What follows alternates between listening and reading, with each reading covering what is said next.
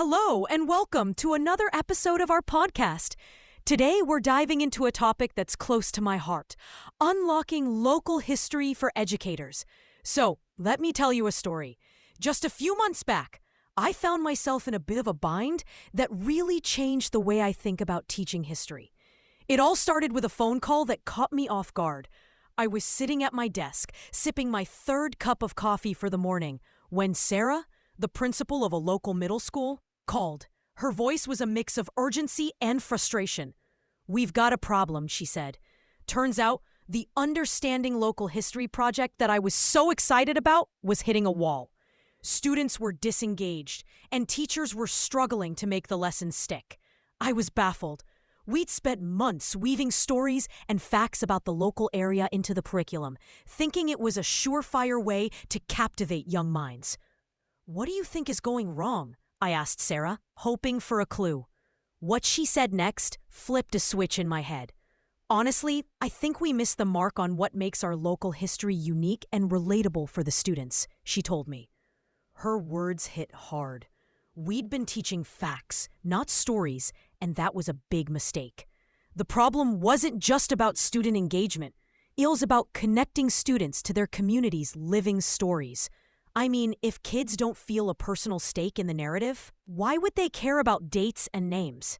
That night, I lay in bed, thinking about how we could make history come alive. And here's the kicker. It's not just my own experience. A 2024 study by Gallup found that nearly half of Gen Z students in K-12 are driven by opportunities for hands-on learning and making real-world connections. I realized that to fix this, we needed to bring history to life, making it relevant and personal. The next day, I gathered a group of local historians and community leaders. It was time to dive into the real stories of the area. Tales of resilience, change, and identity that textbooks just didn't capture. I wanted to understand the pulse of this place, not just its timeline. This kind of community-based learning is gaining recognition for fostering deeper understanding and critical thinking. What struck me during those conversations was the passion of community members sharing your stories. Mrs. Patterson, the town librarian, spoke about the Underground Railroad station in what's now the community center basement.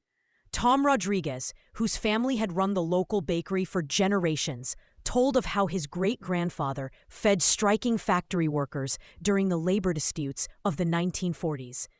These weren't just historical footnotes. They were vibrant, human stories revealing the character and values of our community across generations. So there I was, in what I like to call the messy middle of curriculum design. I was jotting down everything: the fascinating story of the old mill, the park that was a battleground in more ways than one, and personal anecdotes from families who had lived there for generations. The facts and dates only scratched the surface, and it was overwhelming sifting through so much rich, unorganized material. The challenge was transforming these narratives into a cohesive curriculum. I had my doubts. Would kids really care about these stories, or would it just be another forced lesson? But I knew we had to try something different. The traditional drill and kill method just wasn't cutting it. I started creating story maps, visual representations connecting individual stories to broader historical themes. The mill story wasn't just about local industry. It was about immigration patterns, labor movements, and economic transformation. The park's history touched on urban planning, social justice, and cultural preservation. We also needed to cater to different learning styles and interests. Some students might connect with the drama of personal stories, others with the technical aspects of, say, how the mill operated. The key was creating multiple entry points into the same historical content, allowing students to find their own pathways to engagement. So, we piloted this new approach with a small group of students. Instead of starting with dry dates, we opened with a story. Mrs. Johnson, a local elder, shared her childhood memories of the town during the Great Depression. The students were enthralled, leaning forward, asking questions, and making connections to their own lives and neighborhoods.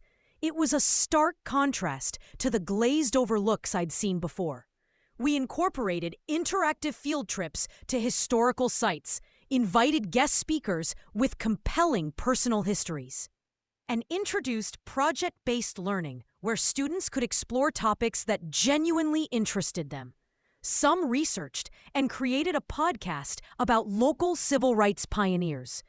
Others designed a virtual tour of historic Main Street using old photographs and augmented reality tools.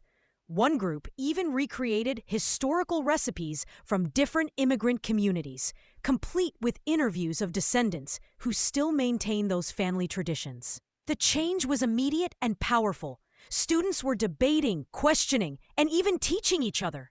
It's no surprise. Recent studies show that project-based learning can lead to a significant increase in participation and deeper understanding. What truly impressed me was how students began making unprompted connections between local and national historical trends, showing the kind of analytical thinking we hope to develop. Take Marcus, for example. He had previously shown little interest in history, but became fascinated by the story of the town's first African-American mayor, elected in 1967. He spent hours interviewing community members, digging through newspaper archives, and even tracked down the mayor's daughter, who lived 2 states away. His final presentation wasn't just about one person's political career. It was a nuanced exploration of civil rights progress, local politics, and ongoing challenges in community leadership. A few weeks later, Sarah called again, and her voice was bright with excitement. "You've got to see this," she urged. "When I visited the school, I saw students presenting their projects on local history with such pride and enthusiasm. They weren't just reciting facts. They were telling stories, stories of their community, now intertwined with their own understanding. It was genuinely moving to witness." Through this journey, I learned a crucial lesson.